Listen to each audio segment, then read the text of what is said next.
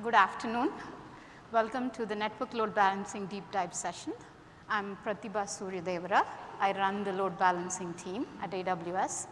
I have here with me Brian McKinney, Head of Operations at Logli, and Narayan Natarajan, who is the Principal Product Manager for the load balancing family.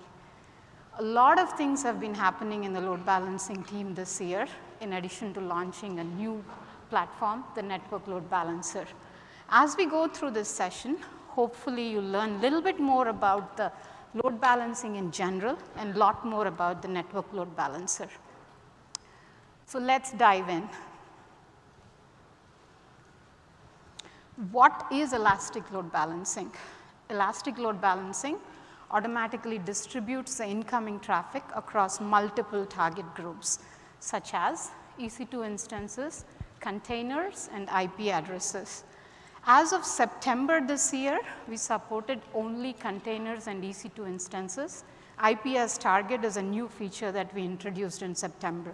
We'll talk a lot more about it during the session. Now let's get into advantages of elastic load balancing, right? So first, elastic. All of us what we love about cloud is elastic. What we mean by elastic is your load balancer scales automatically. If you create your own load balancer and host it inside an EC2 instance, you need to care for it, you need to worry about how to scale it, worry about its availability. With creating an elastic load balancer, all you have to do is register the targets with it. We worry about scaling the load balancer and also the backend targets through auto-scaling groups for you. Next, security. Very, very important. We pay a lot of attention to security.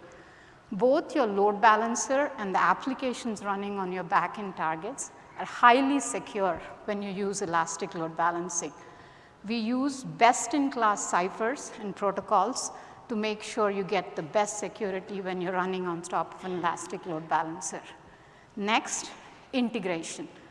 The elastic load balancer family of load balancers are integrated with more than 14 other AWS services, whether it's DNS through Route 53, CloudWatch for your metrics, auto-scaling groups for your backend targets, CloudFormation, WAF, many other things. AWS Config, CloudFront, lot of other services are integrated with AWS elastic load balancing family. Last, the cost. Running an elastic load balancer is significantly cost effective than building your own load balancer and running inside an EC2 instance. So now let's get into how we all start building applications in the cloud. I'm sure we all start here. We build our application, get an EC2 instance, host it inside the instance, maybe a database next to it, right? And let's start showing the application. So let's think about how this scales if you have a sudden spike in traffic. Is that instance that you've created able to deal with this scale? What happens if the machine crashes? What happens if your web server freezes? So these are the reasons that we don't recommend this architecture. This is not a best practice. This is not what we recommend. So this is what we recommend. Your application is distributed over 3 EC2 instances behind a load balancer. Even if one of these instances goes down, your traffic is distributed to the rest of the 2 EC2 instances. If you have to scale sudden spike in traffic, both the load balancer and the EC2 instances behind it are scaled dynamically. With the introduction of application load balancer last year and network load balancer this year, it's becoming important for us to talk about the types of load balancers. Generally, there are 2 types of load balancers, a layers 4 and a layer 7. So those of you who are familiar with the OSI model in the networking world, that's where the name comes from. A layer 4 load balancer runs at the layer 4 of the OSI stack. It is a TCP load balancer, connection oriented. The client connection comes in, it is bound to a server connection. We don't do anything with the headers or the packets. If you want to preserve the source IP, we do that.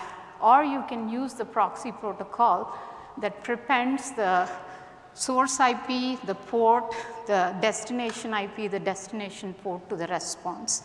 So we'll go into a little bit more details about why you want these details in your header on the packets during this session. On the other side, you have the application load balancer or a layer 7 load balancer dealing with HTTP and HTTPS. HTTPS recommended way of doing this.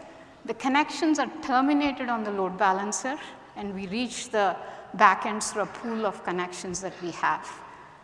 Headers are modified. Your client IP is actually added to the X forwarded for header and sent it to your backends. So now we have a family of load balancers that we support. So application load balancer works with VPCs, HTTP, HTTPS traffic, network load balancer for TCP load, and if you still are in the classic network, it's a classic load balancer.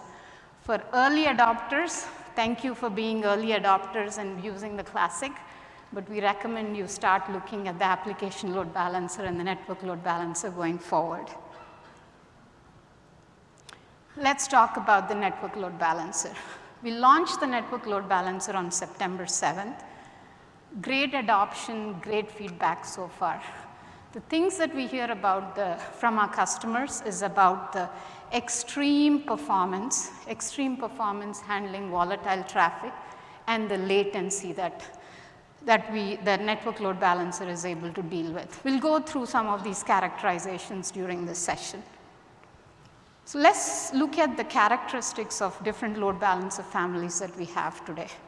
So the application load balancer, like we talked about, HTTP, HTTPS, and HTTP2 to the load balancer. On the network side, it is a TCP, and Classic supports both L4 and L7, hence it supports your TCP and HTTP, HTTPS traffic. SSL offloading supported both on the application load balancer and the classic load balancer. IP as a target, which I briefly introduced and will talk a lot more about, is supported both on the application load balancer and the network load balancer. Advanced routing features, path-based host space, makes sense for an application layer, hence supported on the application load balancer. Static IP, which is again a new feature that we introduced on the network load balancer. By static IP, we mean a single IP per availability zone. Again, we'll go into details of why having a single IP in a volatile traffic mode is important and how you can use it for whitelistings when using different use cases. WebSockets for full duplex traffic, again supported both on the application load balancer and network load balancer. Container support, both integrated with ECS and other sorts of container technology like Kubernetes, Dockers, whatever other container technologies, supported both on application load balancer and network load balancer. If you see a pattern, we are spending all our features on application and network. We'll continue to sustain the classic load balancers, but the feature growth is going to happen on the application and the network load balancers. Now let's get into some more high-level features of the network load balancer.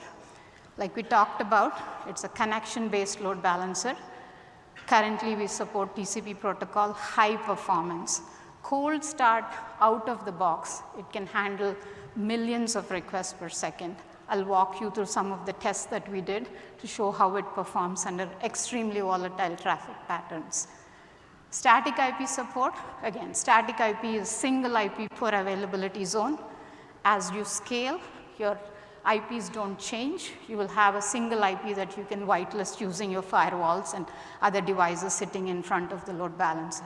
We'll go through that detailed use cases. Ideal again for applications with long running connections. Continuing, extremely low latencies. So microsecond latencies once the connection is set up. It's completely transparent. It doesn't even feel like you're going through a load balancer. Preservation of the source IP, because it's a transparent pass-through load balancer, we preserve your source IP. We'll walk through use cases on what you can do with the source IP that we preserved. We use a simple flow hashing algorithm for our flows. For our routing algorithm, we use the phi tuple along with the sequence number for this flow hashing. With respect to APIs, as all of you know, when we introduce the application load balancer, we introduce a new version of APIs. The same set of APIs is what we are building a network load balancer on. One other feature that you told us you love about application load balancer is protection before you delete the application load balancer. So we've carried on the same feature into the network load balancer. What we do here is, we've seen customers call us saying, I've accidentally removed my load balancer, can you retrieve it back for me? We can do it in some cases where we have not used that IP elsewhere, but we can't guarantee that. So what we did was we introduced a feature where we lock down, we remind you twice before, do you really want to remove your load balancer? So we carried on the same feature into the network load balancer. Let me walk you through some of the performance benchmarks that we did on the network load balancer. We used standard open source benchmarking tools to benchmark the throughput and the latency of the network load balancer. So we used bees with machine guns and Sung to actually measure the throughput and the latency of the network load balancer. Let me walk you through the test setup that we had. This is a standard load balancer installed in 3 availability zones in US East 1. For the client side, we use the Apache Workbench, 100 C4 large instance types. And on the server side, we had 75 C4 2x large, each of them having 1,000 concurrent connections. All the server does is responds back with a static 1K page.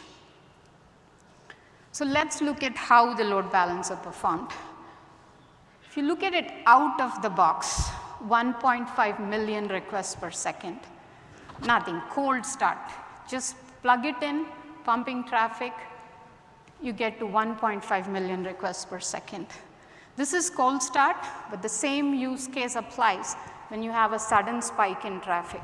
If you have a sudden spike in traffic all the way to 1.5 million requests per second, the load balancer scales instantaneously. So this is how it deals with extremely volatile traffic patterns. It continues to scale up to 3 million requests per second. Unfortunately, at that point, actually the backend web servers got saturated. The load balancer could still continue. So we had to step back, add some more backends. Next point where it's saturated is a second saturation point you see.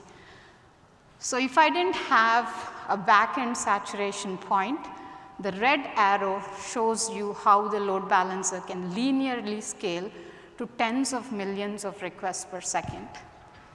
So this is what we did with bees with machine guns. We did another test with Sung where we had 1.6 million requests per second sustained over hours without any traffic drops.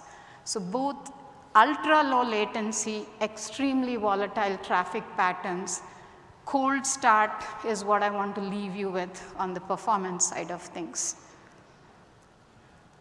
So let's get into the APIs and the modeling of how you want to build applications on top of a network load balancer. Like I mentioned before, we continued the same APIs that we introduced in the application load balancer. So the same APIs are used in the network load balancer, the same resource types, the listeners, the target groups, and targets. Yes, we need a load balancer. We retain the load balancer. So we start with attaching a listener to it. What is a listener? A listener defines a port and a protocol. In this case, the protocol is TCP and port of your choice. You should have at least one listener before you start sending traffic through. You have a load balancer, you associated a listener to it. The boxed line, the dotted boxes show us the target groups. So what are target groups? Target groups are actually logical grouping of targets The target groups can exist independently of your load balancer. You create the target groups independently, and once you create a load balancer, you can associate the target groups to the load balancer. Each of these target groups can independently scale using auto-scaling groups. And in case of network load balancer, we support up to 200 targets in each of these target groups. So we have the load balancer, we have the listener, we have the target groups, and we configure the health checks on the target group. We've enhanced the health checks in the network load balancer. We'll cover more about what those enhancements are during the session. Let's get into the actual targets themselves. We support EC2 instances, containers, and IP addresses as targets. You can register multiple ports of these targets, and also you can register the same target across multiple target groups. We're giving you a lot of flexibility with this feature, but we've seen very interesting architectures by registering the targets across multiple target groups. I would be careful there. I would think about the maintainability and availability of your architectures before you register them across multiple target groups. IP addresses, we'll talk a little bit more about how the IP addresses as a target can be used. We've launched this feature both on application load balancer and network load balancer in September of this year. With this, now in addition to EC2 instances and containers, you can register IP addresses as targets. That IP can be within your VPC CIDR range, or it can be direct connected on an on-prem resource, which allows you to actually add workloads that are sitting inside your on-prem data centers into a load balancer. We talked briefly about the integration across multiple other AWS services with the network load balancer, ECS being one of them. The network load balancer, with the network load balancer, you can actually automatically register the tasks using the dynamic port mapping feature of the network load balancer. In addition to supporting Amazon ECS container technology, we support other technologies like Kubernetes, Docker Swarms, LXCs, and any other container technology. So now let's build up the whole thing. We have the network load balancer, we have the listeners, we have the target groups, and the target themselves can be EC2 instances, IP addresses, and containers. And then you have the health checks associated with the different target groups that we created. With this, let me hand it over to Narayan, who will walk us through the detailed features of the network load balancer. Thank you, Pratibha. Now that you have looked at the various performance characteristics of the network load balancer, and you've also looked at the various resources available on the NLB, let's take a look at some of the other key features. So the first one I want to go a little detailed into is the static IP feature that NLB offers. With NLB, you get a single IP per availability zone when you create the NLB. Along with that, if you do not want this IP to change for the life of the load balancer, you can also pick your own EIP from your own EIP pool and assign that to the NLB as well. If for some reason the NLB gets deleted, that EIP gets added back to your own EIP pool again. So there are many use cases that static IP feature unblocks. The most common use case is that of firewalling, where you want to whitelist a particular IP within your firewall. There are many other use cases, some of the others being $0 billing with certain mobile carriers, where they want to zero out the bill regarding some gaming applications, right? So that's another potential use case where a static IP feature unblocks. Here is an example where you could actually go in and assign an EIP from your own EIP pool, one per availability zone, to the network load balancer. The next big feature I wanted to talk about is the preservation of source IP. Again, because NLB does not terminate the connection on the load balancer itself, it's a pass-through, it's able to preserve the source IP all the way to your backend. In the past, when you had used a classic load balancer, because the classic load balancer terminated the connection, this source IP was not preserved all the way to your backend. Now, with this feature available on NLB with instances, you could now set up these IPs to be used for further processing, either for logging purposes or if you want to take actions based on those particular IPs. The other important use case that this unblocks is the setup of security groups. Because the client IPs are passed on to the backends, you could now set up security groups on your backend targets. Thereby, you can allow access only to certain CIDR blocks. The one particular callout in this case is that the preservation of source IP works only when you have instances load balanced behind the NLB.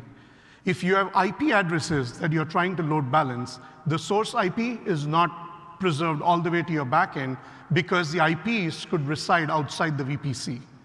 For that, we recently launched another feature called as Proxy Protocol v2. And what Proxy Protocol v2 does is in the header information, it passes on all your connection IPs, both for the source IPs and the destination IPs are passed on to your backend applications that you can then use for either IP blocking, or if you want to do any other filtering or logging, you could just use Proxy Protocol v2 and do that when you have IP addresses being load balanced by the network load balancer. Next, let's take a look at a real-life example here where you have a firewall. So what you're seeing out here is an external network load balancer that is fronting a firewall, and then you have an internal network load balancer that is fronting a set of web servers.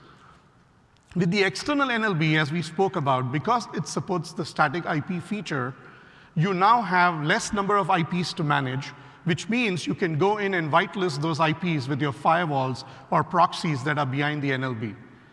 The next thing is that because the external NLB preserves the source IP, those IPs can be passed on to the firewall layer, which can do things like geo-IP blocking. Next, we talk about the internal network load balancer. Because the internal network load balancer also supports static IP feature, you could now use that for firewalls, or you might have WAFs, or you could have other proxies that need to NAT the traffic. They could now use a single IP in their NAT state tables, and which is, again, super helpful for this kind of an architecture. The other key thing that you need to remember is that firewalls in this example are placed in auto-scaling groups. And the reason they could scale is because they are fronting based on a single IP, which reduces a lot of the operational pain that you need to deal with this kind of architectures. This is just one example where these features of static IP and preserved source IP are useful. We have many more examples. Another example that comes to mind is real-time bidding platforms in the ad tech space. If you take a look at how network load balancer is, because of its ability to scale to volatile traffic patterns, it's extremely useful when you take a look at with real-time bidding platforms, and with such ultra-low latencies, it becomes a perfect product when it comes to ad tech platforms. Also, along with that, when you couple the static IP feature now, there is less amount of churn in terms of IP addresses with DNS, and the bidder can directly get to this platform without any issues. Next, we're going to cover health checks. So with health checks, again, this is a very important feature, especially given that you want to move away traffic from unhealthy instances. This is extremely important for the availability of your applications and also to ensure very good customer experience in terms of your applications, because you want to ensure that only healthy backends are serving traffic to your customers. So let's take a look at the health checks that are supported on the network load balancer. So network load balancer supports both network health checks and application health checks. So with network health checks, we are able to move away traffic from unresponsive targets in a span of milliseconds. Thus, if you have very fast failover-oriented applications, these health checks prove to be very useful. The way the network health checks works is it looks for the normal pattern of your backend targets to normal traffic. And if your backend targets are very slow to respond to the traffic, or they do not respond at all, it just fails away traffic from those backends in milliseconds. Also, what you have is application health checks, where you have control in terms of determining whether these are HTTP health checks. You can set them up for HTTPS health checks or TCP health checks. you can set up the frequency of these health checks and also determine the failure thresholds that you want to define for a particular health check to fail. Also, by probing a particular URL on the target, you're pretty much taking the health of the application and building that into the load balancer as well. So health checks is one such awesome feature that allows you to provide a great experience to your customers by ensuring that only healthy backends serve them traffic. NLB actually allows you to mitigate these failures, right? So we have a command called as describe target health that you can use to determine the health of your target that are present within the target groups. So let's take a look at this particular example here. You have 3 EC2 instances that are behind the network load balancer. At this point, if one of the instances or one of the machines starts going bad, the health check that you just configured to be sent to your backend starts returning a failed status code back to the NLB. At that point, NLB will stop sending traffic to that particular backend target or the backend application that you have, and then distribute the traffic evenly among the 2 other healthy backends that you have on the NLB. At this point, if you had the describe target health command, that is actually going to identify the issue for you, and you can go fix the issue, and at that point, your backend target comes back into the equation, and now NLB will get a status code of a pass, and it is going to start sending traffic back to that backend. And now the load is evenly distributed among the 3 backends that are behind the NLB. The other thing that health checks allows you to do is it gives you control in terms of the successful response codes. You can set it up anywhere from 200 to 399. Also, what we provide you is something called as reason codes, which are available within both the NLB control plane API, and these are also available within the CloudWatch metrics related to the target health. You can go in here and you can get the reason code descriptions of why a particular health check actually failed. These include states such as the target was initialized, or the target is terminated, or it can give you a message that says that there was a mismatch with your response code, and it will give you an actual error code message that exactly defines why your health check actually failed. Now let's take a look at the availability zone failover, right? So here is an example where what we have is the NLB in 2 availability zones, which means it's got 2 static IP addresses that have been assigned to that NLB. The Route 53 on the top left corner is resolving the DNS name of the NLB to those 2 IP addresses. Now, if for some reason the backends in one particular zone go unhealthy, or something goes wrong with that one particular availability zone, what happens is that Route 53 will automatically now return you back the IP address of the NLB in the availability zone that is healthy, right? So in this example, as you can see, in US West 1B, we have no healthy backends, and automatically Route 53 is now returning back only the IP address of the NLB in US West 1A, which means every subsequent connection that is going to come in at that point is now going to be routed only to the healthy availability zones. So thus, with Route 53 and NLB, we are able to provide an easy DNS failover even in the event of an availability zone having an issue. The next thing that Pratibha had spoken about is one of our core tenets around ensuring that we are integrated with the rest of the AWS ecosystem. With NLB as well, we are very closely integrated with a bunch of AWS services. First thing being auto-scaling integration. With auto-scaling, you can set up auto-scaling within your target groups, and this ensures that you can scale your applications independently. In addition, we are also integrated with AWS CloudFormation, we are integrated with AWS Code Deploy, and with AWS Config. Also, we are very closely integrated with the Amazon Container Service, with ECS, where you can use dynamic port mapping along with your tasks and containers, and they are very well integrated with the NLB fronting those applications. The other integration point for us is the Amazon CloudWatch metrics. So ELB, with Elastic Load Balancing, we publish a whole bunch of metrics into CloudWatch.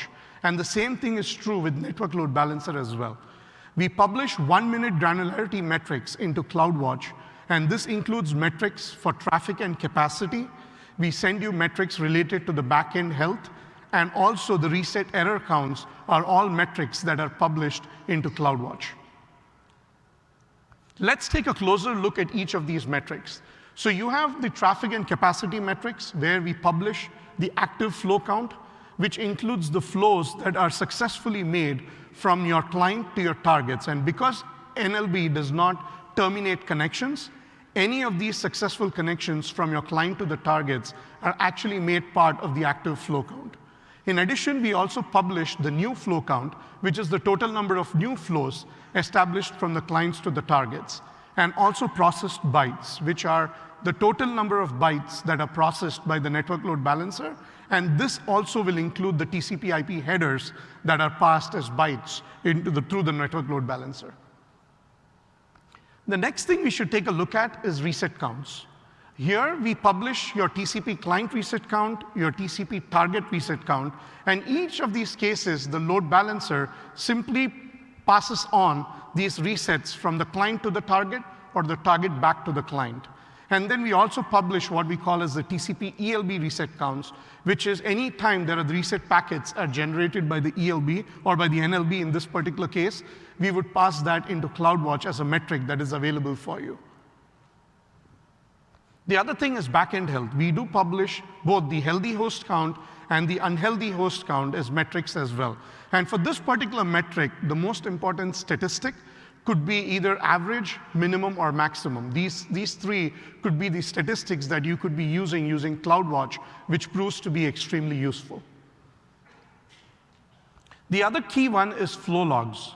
Flow logs actually captures all the packet information, that is, all the requests or all the connection information going through the NLB are captured using flow logs, which captures all the IP traffic that is going within any network interfaces within the VPC are logged here by the flow logs as well. And flow logs are available through the CloudWatch logs. And so that's another tool that is available in order for you to diagnose any issues that you might be running into, right? So I just wanted to kind of highlight, the amount of visibility that is available for you in terms of both your applications, in terms of the NLB itself, that are available to you in terms of troubleshooting. So at this point, what I want to do is, now that we have seen all the various features, I want to quickly go in and show you how the API works. So let me very quickly show you this. Excellent. So what I have right now running is essentially an EC2 instance, and that EC2 instance is running a batch script. And the batch script is going to go create an NLB. It's going to create the various resources that Pratibha just spoke about, including targets, target groups, and a listener. And the key here is I wanted to show you how the API looks like. What's the API structure to do this? I've gone in and recorded a video for this. So let me play that here real quick. So the first thing it does is I've logged on to my instance, and the instance is essentially running a batch script. It's welcome you all first, and then it's asking me what I would like to name my load balancer. So the first thing I'm going to do is I'm going to name that load balancer test 10. And at that point, what it's done is it has gone in and created this network load balancer. As you can see, the API here is very similar to that of an application load balancer, with the difference that under the type, I actually have network. I'm also passing it 2 subnets, which are for the 2 availability zones. And in return, this creation has gotten me back the on of the load balancer itself. Now I'm going to hit continue. At this point, it's asking me if I want to create a new target group. And I'm going to name this particular target group server 10, which matches my test 10 for the network load balancer that I created. So as you can see here, it's gone in and it has created this particular target group called server 10, with a protocol of TCP. The other thing it's done is it's created a health check, right? As you can see there, it's created a health check with a protocol of HTTP. So it's done a HTTP health check here on health check port 80, and the probing path that it's actually using on my target is a / to determine what the health for my target is going to be. And once it does that, it's returning back the target group on for me. And now at this point, what it's going to ask me to do is to register targets into my target group. So it's giving me all the targets that are available for me. So I'm going to go pick a couple of targets. So in this case, I'm going to pick T2 target 1, and I'm going to pick in another target called as T2 target 2, being my 2 instances that I'm registering with my target group. Once I do that, what it's done is it's registered those targets, and after it's registered those targets to my target group called as server 10, it's going to go in and automatically create a listener for me, right? So this is my script running in, and as soon as it creates this particular listener, what it's done is it's created the protocol TCP, port 80, and the default action it's provided is forward to my server 10. So essentially at this point, any connection that is going to come in at port 80 with the protocol TCP will be forwarded to my target group server 10, and then it's going to use the 5-tuple hash algorithm and the sequence ID to pick the backend within that target group called as server 10. Along with that, also what it has done is it's issued the describe target health command there, which I spoke to you about when I was talking to you about the health checks. And here, what it's telling me is that my target health is being initialized, which means my health checks are still in progress for the targets I've registered in my target group. Let me show you, how my console looks like. So I'm going to refresh my console at this point. And here, what you're seeing is the test 10, the network load balancer got created. The description it's telling me is it's a network type, and it's an internet facing with 2 subnets, 2 availability zones. Under my listener, you can see that I have a port 80 listener protocol being TCP, and the default action is to forward that to my target group server 10. So let's take a look at my target group server 10 now, which is the target group I created. The 2 targets that I registered are now showing up, which is my T2 target 1 and T2 target 2. And then, essentially, the status that it's giving me is the health checks are still being initialized, right? So at some point, what's going to happen is the health checks will get completed, and they will move to a healthy state. So I'm going to show you how that might look like with server 2, which was a target group I had created earlier. So here, this is what would happen to my targets once they have completed the health checks and they are in a healthy state. So now that you've seen how the API looks like, the next thing I want to cover here is going to be what is the pricing for the network load balancer, right? So one of the core things here is that with elastic load balancing, all our products, you pay for what you use kind of a model, which is true even with the network load balancer. With network load balancer, there are 2 pieces to the pricing. One is we charge you an hourly charge, and then there is a usage charge based on the number of connections, based on the amount of data that is being processed through the load balancer. On an hourly charge basis, the network load balancer is 10% less expensive than the classic load balancer. And in terms of the data processing, which is the LCU charge, it is actually 25% cheaper or less expensive than both the application load balancer and your classic load balancer. And one of the big reasons, when Pratibha was talking to you about the performance characteristics, network load balancer is meant for these high throughput, high bandwidth workloads, and we wanted to make it less expensive for our customers. And as a reason of this is 25% less expensive than both the classic load balancer and the application load balancer. With that, let's get into the 3 dimensions that constitute an LCU, right? So the 3 dimensions that we are looking at is each LCU gives you 1 gigabyte per hour of bandwidth. It gives you 800 new non-SSL connections per second, and it gives you 100,000 active connections. And what we do is every hour we are looking at the maximum of these 3 dimensions, and we are charging you only on the maximum of these 3 dimensions every hour. So the key call out here is you're not charged on all the 3 dimensions, you're only charged on the maximum of the 3 dimensions that you're seeing here, right? So that's another key call out to make. So now that we have seen the pricing, the next big piece is the migration path, right? So what does it take to migrate from a classic load balancer to a network load balancer? We have a GitHub utility that we have put together that allows you to simply take your resources that are present on the classic load balancer and migrate that to your NLB, right? And Also, recently, about a couple of weeks back, we launched a one-step migration wizard that is available for you on the console, where it again takes all your resources that are available on the classic and moves that into an NLB. And at that point, all you literally need to do is just take your DNS name and move that to the new load balancer that has been created. So it's a pretty straightforward process to migrate away from CLB or the classic load balancer into the network load balancer product. So at this point, I know a lot of you might have a question, which is, when do I actually use a network load balancer? So let's take a look at this particular table, right, which differentiates all the three products. So on the application load balancer side, as you can see, you have advanced content-based routing features, be it path-based routing, be it host-based routing. We recently added SNI support to it. You have SNI support. You have WebSocket support. In addition, it supports HTTP, HTTPS protocols, HTTP2 protocol. Application load balancer also supports TLS termination. Right? Now, going to the network load balancer, it supports static IP, it supports the preservation of source IP, and TCP protocol. Both your application load balancer and network load balancer support load balancing to IP addresses and containers in addition to instances. And your classic load balancer, it's lower on features. So typically our recommendation is use it if you have existing applications on the older EC2 classic network.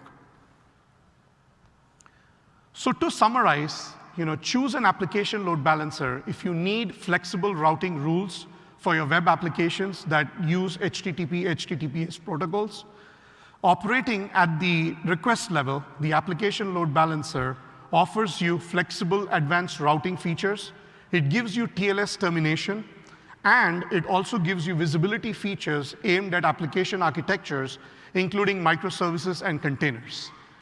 Choose a network load balancer if you need extremely high performance, if you need performance for millions of requests per second, and ultra-low latencies. Right? That's when you would go in and pick your network load balancer, and it operates at the connection level. And then choose a classic load balancer if you have an older EC2 classic network application where you could go in and use a classic load balancer. At this point, now that you've seen all the various features that are available on the network load balancer product, at this point, I would like to invite Brian from Logli to give a customer perspective to the network load balancer and also talk about how NLB has helped the architecture at Logli. Brian? Thanks, Duran. A lot of good information there. Hello, everyone. I'm Brian McKinney, and I head up operations over at Logli out of our San Francisco office. As many of you are aware, Logli is a leading cloud-based management service provider. Today, I just wanted to take a few minutes to explain our success story using NLB's product. Log management is a big data challenge. In many cases, we're talking about terabytes of continuously streaming customer data, structured and unstructured, exponential data growth at scale. Delivering real-time indexing and search services is an assumed service level. Seconds matter, delays are unacceptable, and data loss is unforgivable. Big data services require a very resilient architecture. Let's take a quick look at Logli's big data pipeline. As you can see from left to right, Logli uses AWS's NLB product via Route 53 to load balance data ingestion traffic. This is our entry point for customer logs. NLB evenly distributes the incoming data to a fleet of collectors where we validate, pass on for processing, indexing, and make search available for customers. Routing and distributing load to healthy collectors in the pipeline is arguably one of the most important services. Having the confidence that traffic is flowing unimpeded and with maximum throughput for back-end processing is critical. Let's talk for a few minutes about load balancing requirements for a minute. With all the advances in the space, we still tend to think of load balancers as a black box. Simple network layer 4 pass-through devices that add no value. They don't really understand our applications. But big data challenges require much more of a sophisticated solution today. Load balancers must be a part of the fully integrated design. At Logli, the use case we needed to solve was much more than just distributing load. Supporting both TCP long-lived connections and persistent HTTP short-lived connections, we needed reliability, right? We needed a solution that could adapt to different customer streaming profiles. Power, scale, and economics were top-of-mind requirements. So prior to using the NLB, we used to pass data directly to our collectors without anything in the middle, which worked pretty well with steady state traffic, but it didn't really handle unexpected spikes too well. So Logli needed a solution that was scalable with intuitive health detection capabilities that was high performing. Let's take a quick high-level look at Logli's high-level topology. So in this graph here, you can see we operate two NLBs, one in the west and one in the east. We have 50% spot fleet instances up front, supported by 50% spot fleet in the back. We felt for our architecture, this represented the best balance of risk and cost for our topology. So regional segmentation was also very important to us. High availability was a key requirement, as well as flexibility for our CI/CD deployment model and situational A/B testing. Logli also takes full advantage of spot fleet instances that auto-scale, and we also provide a lot of the back-end rebalancing for the instances across the availability zones. This provides essential safeguards for AZ and that's experiencing problems or price spikes. We use CloudWatch in combination with Logli management analytics to provide critical insight into our ingestion pipeline and consumer endpoint health.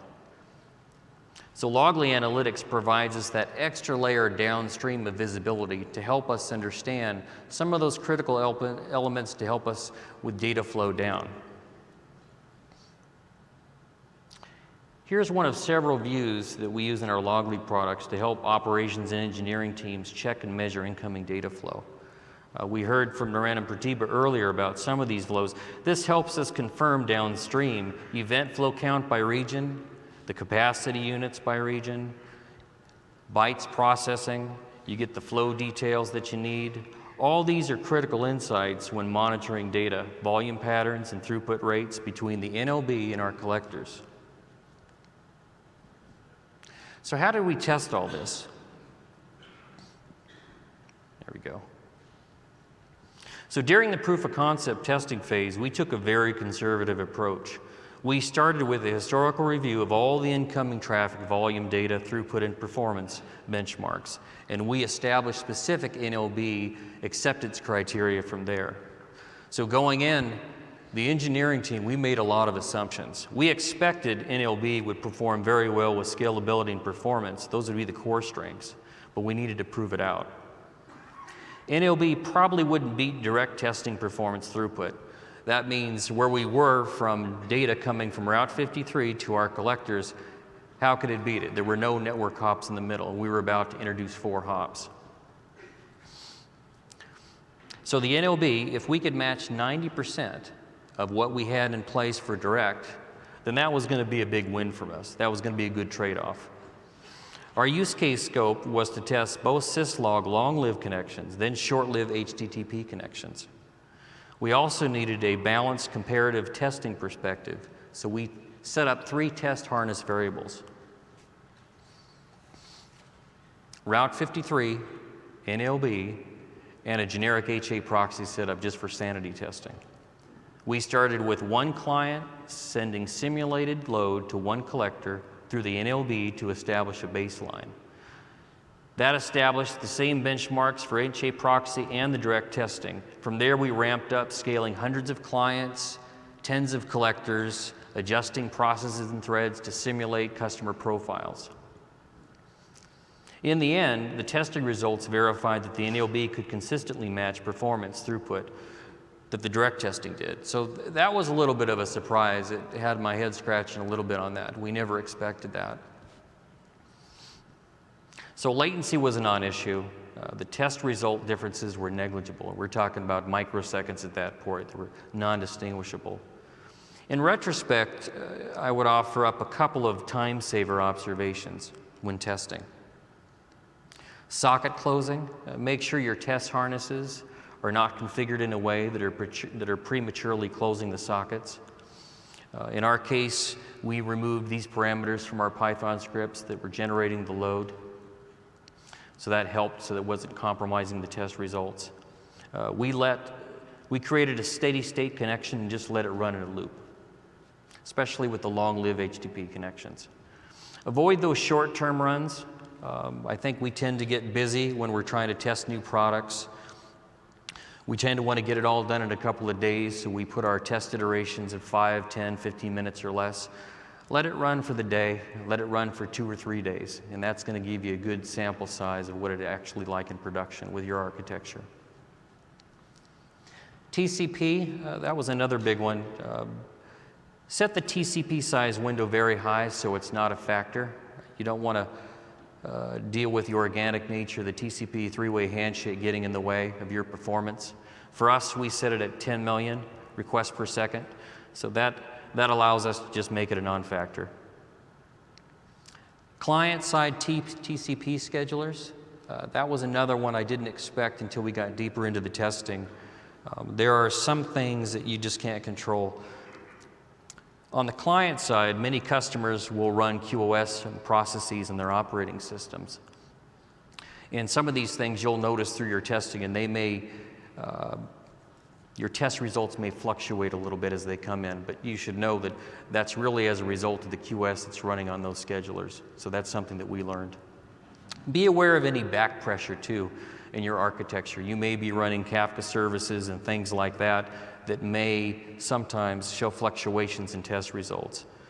You may be using synchronous services that require acknowledgement before further processing. That could impact it. Depending on your architecture tolerance, using an asynchronous service configuration is probably the most optimal for performance, commonly known as that fire and forget approach. So I remember many nights when the AWS team in Logli, we stayed up doing a lot of saturation testing, and we were determined to get to that point where we knocked over the service and the systems, and we actually never found that limit. We never even came close to seeing the saturation limits for NLB, and we never knocked over a collector. We did hit a plateau with events per second. So for us, it was 200,000 events per second, 800 megabits per second per collector, and that was good for us.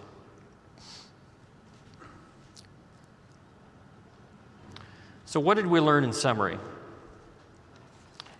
In summary, we were able to maintain very high events per second like we talked about. Whenever we did the fault tolerance between the load balancers and our collectors, it always failed over seamlessly. That was very comforting. That was one of the main exit criteria requirements for sure.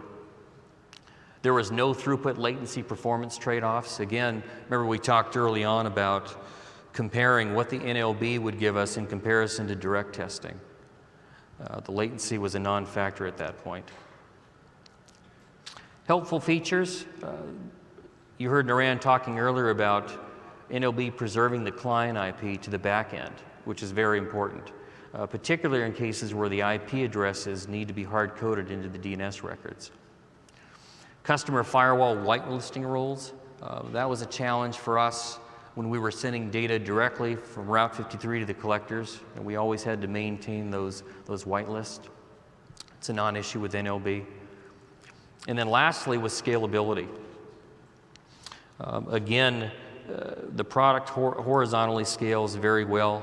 You're going to get somewhere between 12 to 15 gigabits per second throughput across the zones. That was a big win for us.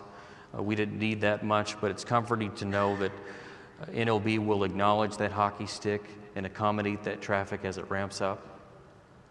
It's going to scale with your business growth.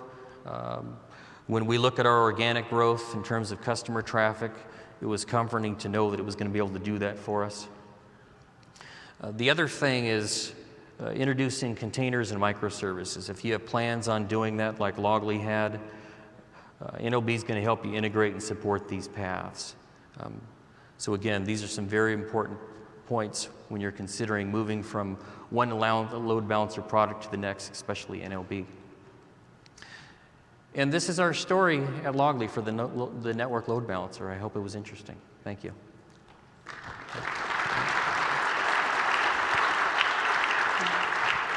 I think this is the end of our presentation, and thanks for your time. But we're going to be around here, so if you have any questions, feel free to come over. Thank you.